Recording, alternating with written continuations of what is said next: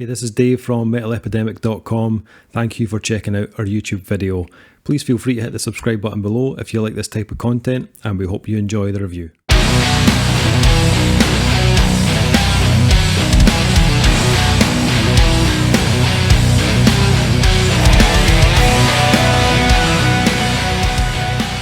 What's up guys, Dave here from Metal Epidemic, back with another EP review. And for this review, Duncan Kyle have been checking out the new EP from Swedish metal force Soilwork.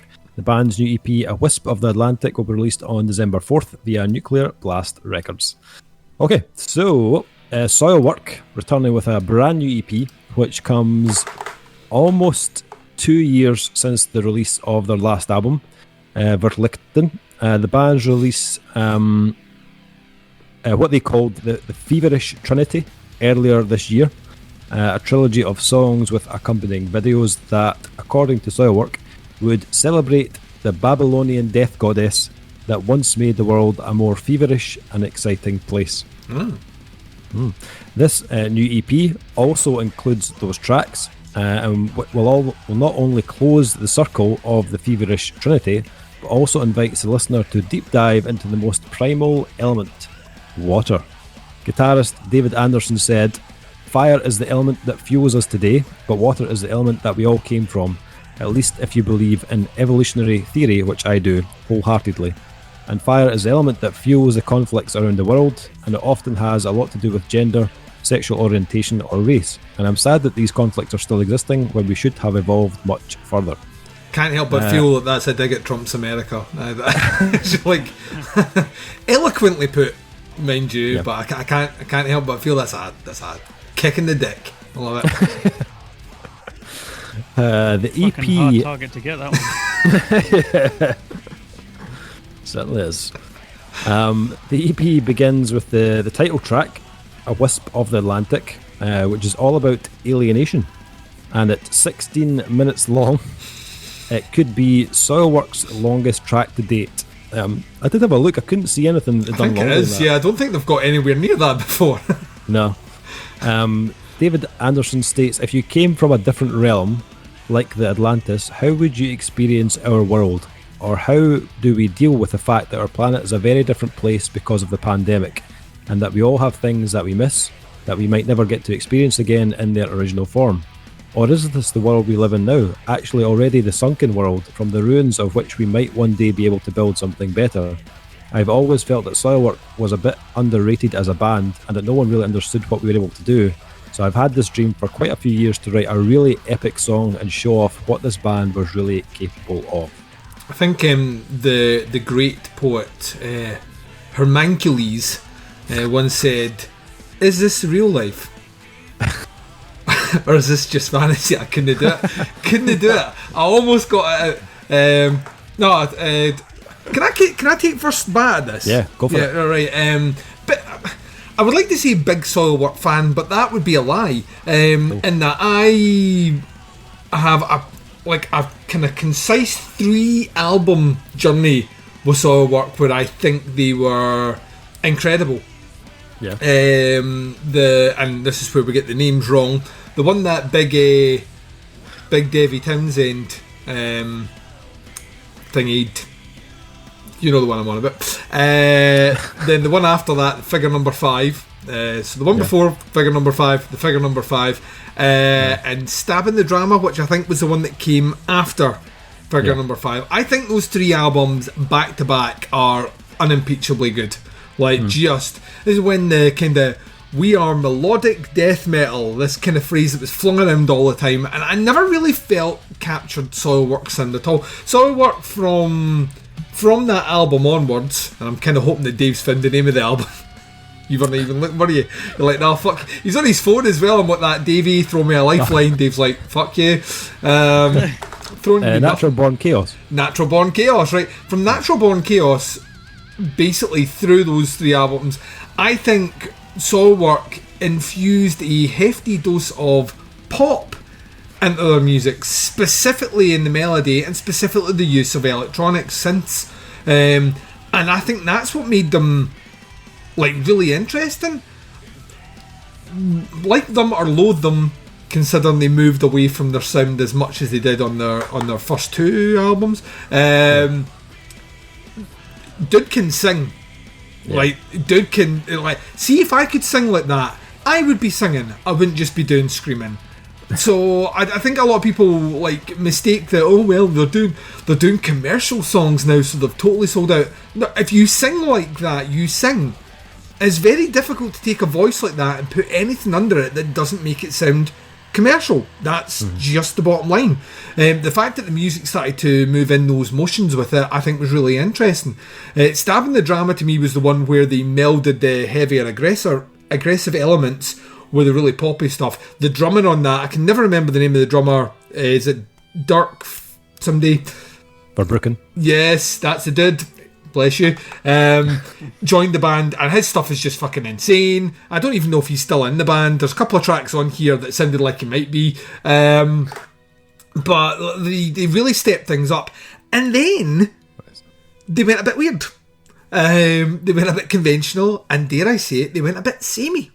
And they had the Great Divide, which I wasn't too keen on. Then the album that came after that, which I wasn't too keen on. And the singles they released were always kind of like, oh yeah, this is why I like Soilwork. And then I would listen to them in the context of the whole album, and I'd be like, there's just not really that much different or interesting about them kind of surrounding it.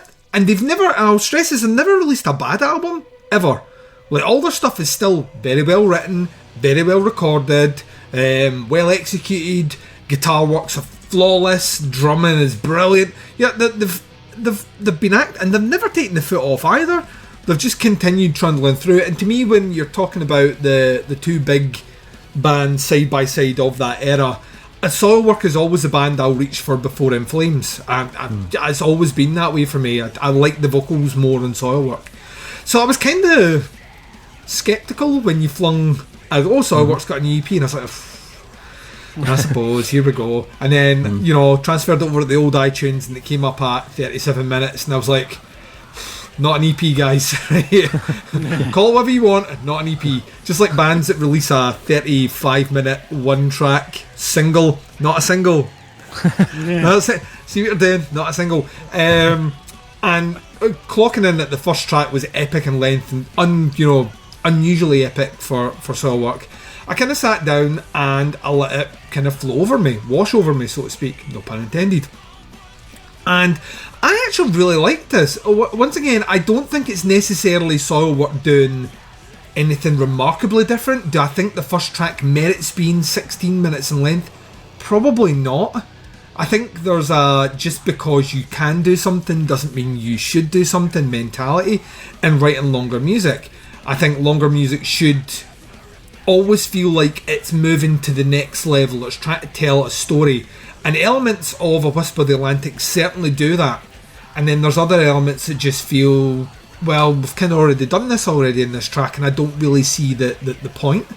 However, that track aside, I think Feverish is really well written, really well executed. Love the chorus on it. Desperado, exactly the same thing. Although I'll be honest, when I hit play on it, was kind of hoping for an Eagles cover. You know what I mean? Desperado, why don't you? You know what I mean? But it's not. So Soilwork did not cover the Eagles. Death Diviner, maybe my favourite song on it. Really loved the hook in that. Nice and big and chunky and poppy and catchy. And the Nothingness of the Devil, I think, once again, really well written song. My issue with it overall is that I kind of feel like Soilwork had a groove and never moved past that groove. And at moments have tried to capture the quote-unquote heavier elements or the harsher elements that they've heard before, but because I think they so solidified what Soilwork sound like, I think it's very difficult for them to move away from it. So even when they're doing something really heavy, it's always going to have those poppy hooks. Even when they do something really kind of blasty on the drums, it's always going to be accompanied by a melody. And I'm fine with that. That's their groove. They've got that sound and they're very, very, very good at it. On an EP which clocks in at 36 minutes in length, or 37, or 36 and change, whatever it is, there's nothing on here that necessarily feels like it is driving something forward. And whilst there is a really interesting story being told there about the concept behind it, I don't feel that it springs out as much else than a collection of songs that Soilwork are really, really good at doing and really capable of doing. To me, the best concept albums are the ones that take you out with a band's comfort zone and tell you a story. This EP doesn't do that. It feels like, once again, a very, very well written Soilwork release. And love them or loathe them, they're really good at what they do. Like, they're like, you, this dude sings, it's catchy as fuck. You know, the guy plays the drums, fucking brilliant. Guitar solo comes in, shreds like fuck. You know, all that stuff is very well put together. I think if you're going to do something like this, you're going to release an EP, especially in the time period we are just now, and especially if you're Soilwork, push the boat out. You know, try something different. You are comfortable in your, discography at this stage that you can be experimenting, mixing up some shit. The guys here are talented enough that if they want to do something different, they'd nail it. I just kind of felt it hasn't moved on from my kind of lack of interest from the Great Divide, which was the last album I listened to fully with any great amount of fever. It kind of still is very much a Soilwork release, so I imagine if you're a huge fan of the band, this one's going to tick all those boxes. If you're someone like myself who likes those elements where I think they got the balance of everything they were doing just right, and you'll be called a shell-out shill for that, then they're not back at that level. And anyone that's hoping for that old kind of thrashier, well, it's not death, there was never death metal sound, you're never going to get that either. So I don't know. I think for safe fans of Soilwork, this is a good release for you. For someone that was wanting something a little bit different, like this guy, probably doesn't meet the mark. Okay, interesting. Kyle, where are you sitting on Soilwork? Are you a fan? I'm not all that familiar with Soilwork, since like way back in the first couple of releases, and then I was like, whatever. So this popped up and I was like, okay, I'd be interested to hear where they're at now. And the first song blew past me. I was listening and I was like, this is pretty good.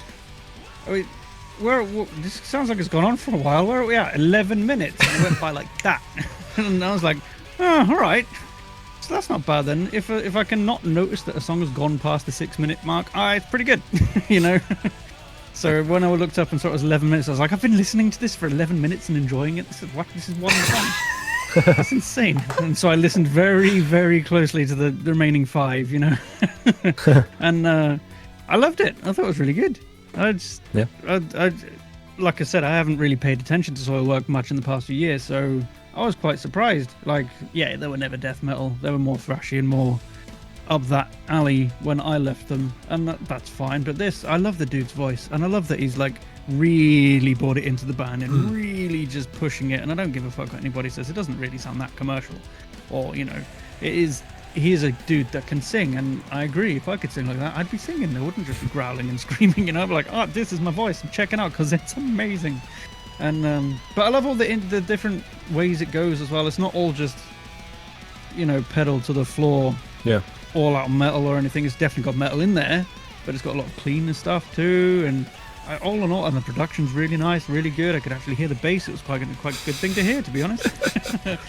But I listened to it like 4 or 5 times, and I actually love it. I really, really enjoyed it. It's not something I expected, considering where I left the band and what I thought of them before. And I was like, whoa! So I think it's excellent, an excellent release. And if everything else, like you say, their previous few releases sound similar to this, then maybe I'll go back and check them out. Yeah, I think you get a lot out of it. I don't think I don't even know if Dave's paid more attention than I have, but I've listened to everything they've done. Like, this is one of these bands that when they put an album out, as soon as I know it's out, I listen to it. And it's never an unpleasant listening experience. I just have that group of albums that I think, are their best, and I always kind of and maybe unfairly, because I usually throw accusations that I want bands to grow, and you move past those phases, and maybe I've just never moved past that phase. Maybe. What about you, Dave? I've always been a Soilwork fan, to be honest. their last album, Verlichten, I really enjoyed that. Not every album, is a massive home run, but for the most part, I usually enjoy what they do. Start at the beginning, that 16 and a half minute first song. I actually hadn't looked at the runtime of the track, so when I was sitting listening to it, it has like almost like about 2.5 minutes of a kind of slow build up. I was thinking, so this is a long build up for like the first track of a 5-track EP, and then I saw the length of the track, and it started to kind of make more sense to why it was a bit of a slow burn. But the first track did take me a few listens to fully kind of get to grips with it. It's quite a complex. There's a lot of kind of moving parts in it, a lot of different layers and different instrumentation going on. There's bits of synths, there's piano, there's a brass sections in there as well, kind of laced throughout it. It's a lot of dynamics. It goes from very quiet, the kind of sound of the sea intro, like to full on like blast beats at one point. But they've also, I thought, they encompassed a lot of atmosphere into the track as well. There's definitely some like trademark Soilwork moments in there in terms of some of the riffs and the vocal melodies, but there is a bit of experimentation in there as well, which I felt was nice to hear from a band that have been doing this as long as they have. Vocally though, like very much like the music on this track, it kind of hits both ends of the intensity spectrum. Big Bjorn is a fucking killer vocalist. And I think if you listen back to their previous releases, he seems to just get better and better on every release. The next 3 songs these were the ones that were released in advance under the guise of the Feverish Trinity. The track Feverish does have a streak of the Night Flight Orchestra to it. It's not a bad thing. Not a bad thing, Dave, no, considering involvement crossover, Dave. Yep. Especially around the keyboards and some of the riffs, and some of the chords do kind of lean into a more like traditional kind of metal feel at times, but then again there are these like huge sections, the blast beats, which you'll not hear from a band like the Night Flight Orchestra. So it still very much it's very much a Soilwork track. I thought the chorus on Feverish was brilliant. This is something again they've really improved on over the years. They've always been good at it anyway, but again I think it's something that Bjorn has been honing his craft on with that other band, with the Night Flight Orchestra, which are very much a big anthemic kind of chorus-driven band. Desperado, I thought it kind of took me back to the kind of slightly older days of Soilwork. The riffs on this one for me felt more like they were starting to incorporate that. They were like their early albums were very kind of melodic death metal, and I could hear little bits of that starting to come through on that track in terms of the feel and the tempo. It's quite a pacey track, it's quite technical, but I thought like musically it still sounded quite fresh. It doesn't sound like the band are like just regurgitating the old material. I didn't think the chorus was quite as memorable on that track as it was on Feverish, but to be honest, it didn't really diminish the track for me. I thought the music was so tight and on point that it was hard to kind of dislike it. Death Diviner, track 4, absolutely dripping in Tool-like riffs. Like, it is a very Tool-like feel to it. Vocally, it sounds nothing like Tool.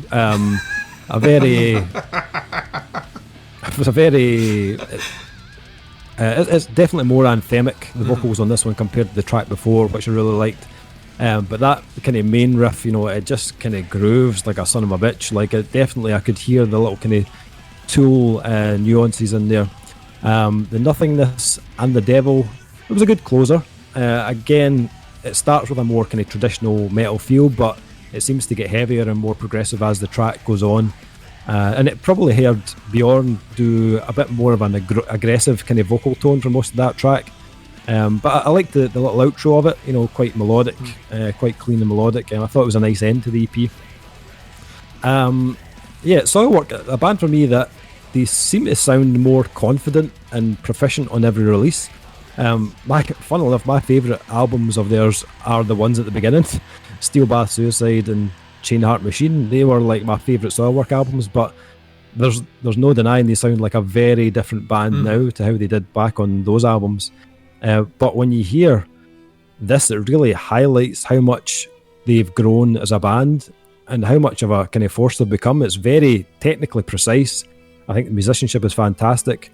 And whilst not every track on this is an absolute banger, I find it hard to fault, to be honest. The 16-minute opener, yeah, it's taken a bit of time for it to kind of fully grow on me, but I like the fact I think they did take a bit of risk with that. I think it is something a bit different. We've never heard them do this type of thing before.